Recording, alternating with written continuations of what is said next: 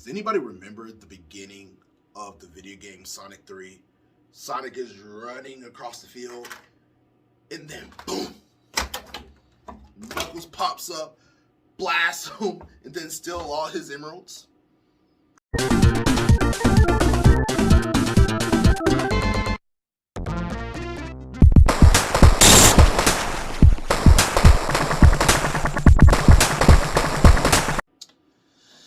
Yeah,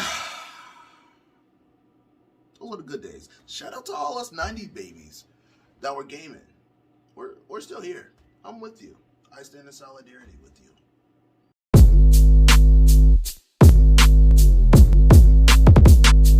Now, before I go any further, I want you to know that this is a non-spoiler review. I'm not going to spoil anything from the movie, nothing that we already don't know or that's common knowledge. Just going to tell you my thoughts and how I'm feeling about the movie, different characters. To me, right off the bat, I feel like this movie had a lot of pressure going for it.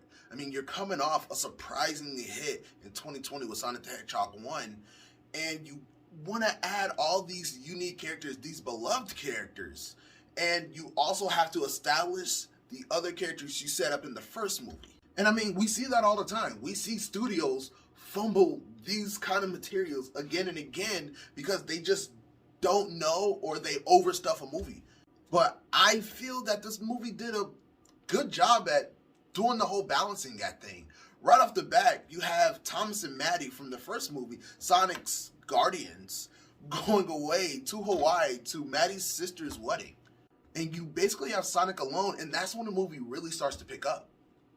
Jim Carrey's back as Dr. Robotnik, and last time we seen him, he was on a stranded mushroom planet, and he's actually saved by Idris Elba's sexy Knuckles.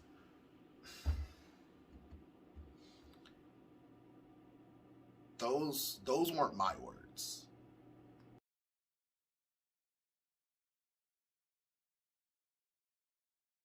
And before I go any further, Idris Elba really did a good job bringing Knuckles to life. Knuckles in this movie kind of reminds me of Drax from Guardians of the Galaxy.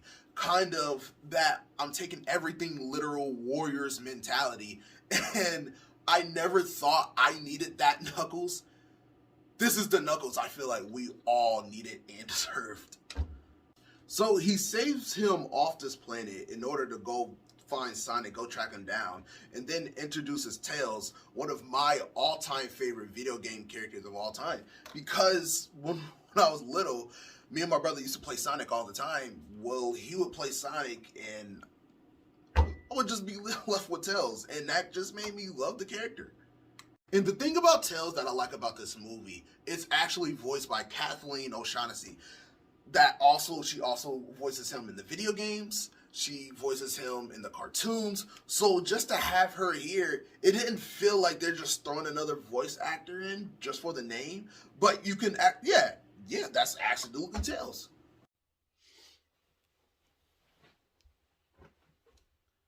How old were you when you realized that Tails' real name was Miles Prower? Miles per hour. Miles Prower. And it works for the dynamic. It works for the Sonic and Tails dynamic. And when they're on their little buddy cop adventure, you actually have a good time. You see them continuously bond through the movie.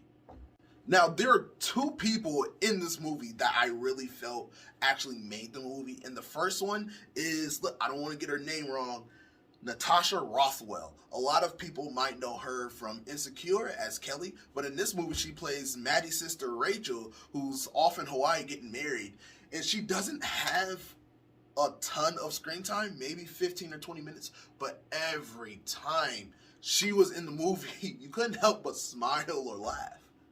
But I'm gonna need to see that ring for just 1 second. 1 second. Have you lost your mind? I'm gonna give it right back, I promise. Please, Randall, it's really important. Can I? No, bro, go sit down. Randall, give me the ring, please. Just. Okay, Randall, don't look at him. Look at me. Randall, 1 second. Put the ring on my finger. No, Randall, listen to me. Randall, look at me. Ring on my finger. Randall, give me the ring. Give me just 1 second. Put a ring on it. And of course, the GOAT of physical comedy himself, Jim Carrey. If this is indeed his last movie and he does retire, I feel like this is the perfect role for him. The physical comedy, the laughter and joy that he's brought me, and I'm sure everybody in my theater and everybody around the world for all these countless years. This is a great send off for him. He does exactly what you want to do. It introduces new characters. The plot of it actually makes sense, and it doesn't feel crowded. And they did a great job focusing on, okay, we know people want to see Tails and Knuckles. They want to see these new characters, but we also can't discard the older characters we introduced in the first movie. So I have to say, overall, this movie gets a big up for me. There were people that I was sitting next to, just all the Easter eggs in this movie. They knew, like, as fans of the game for years, how Sonic's been around for a long time. So when we see, like, these Easter eggs in this movie that reminds us of different stages from the games, you can't help but to get excited. And the people that I was sitting next to in particular, every little detail that I noticed, they were just giddy. And that, as a fan of movies, it makes you feel good. Overall, if I had to give this a rating, it gets an easy 3.5, 4 out of 5 for me. 4. Let's go 4. But that's just my quick review. I really want to know if you guys seen it. Are you planning to go see it? If not, thank you for coming.